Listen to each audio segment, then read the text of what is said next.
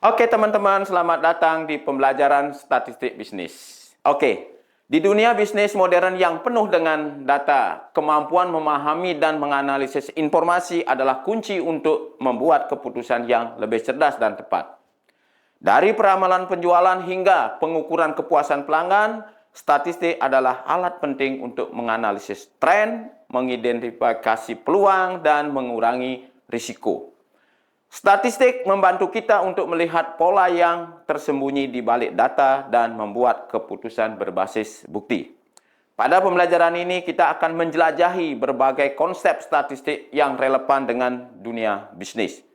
Mulai dari cara mengumpulkan data, menganalisis distribusi, hingga menggunakan teknik inferensi untuk mengambil kesimpulan yang valid. Semua ini akan membantu Anda membuat keputusan bisnis yang lebih terinformasi. Oke, dengan pendekatan yang praktis dan studi kasus yang nyata, Anda akan mempelajari bagaimana statistik itu digunakan dalam berbagai bidang bisnis, baik untuk memahami perilaku konsumen, mengukur efektivitas strategi pemasaran, atau mengevaluasi performa operasional.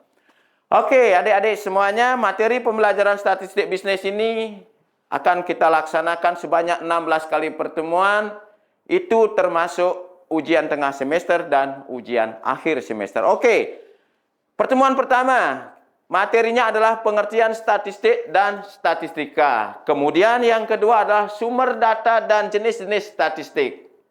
Yang ketiga adalah statistik deskriptif. Yang keempat adalah nilai tren.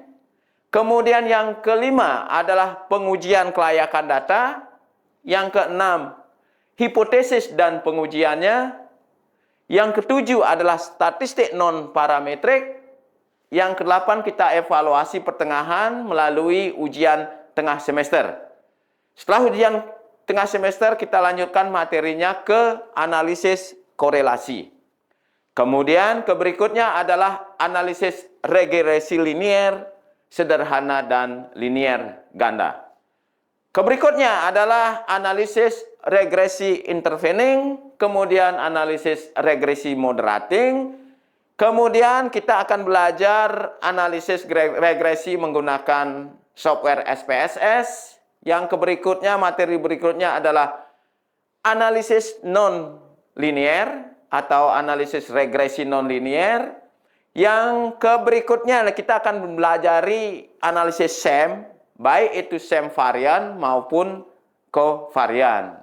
Itu materi terakhir dan selanjutnya kita evaluasi dengan ujian akhir semester. Oke, adik-adik semuanya, selanjutnya bersiaplah untuk memulai perjalanan yang penuh dengan wawasan dan keterampilan baru. Karena statistik bisnis bukan hanya tentang hitungan, tetapi tentang memahami dinamika bisnis dengan lebih mendalam. Terima kasih.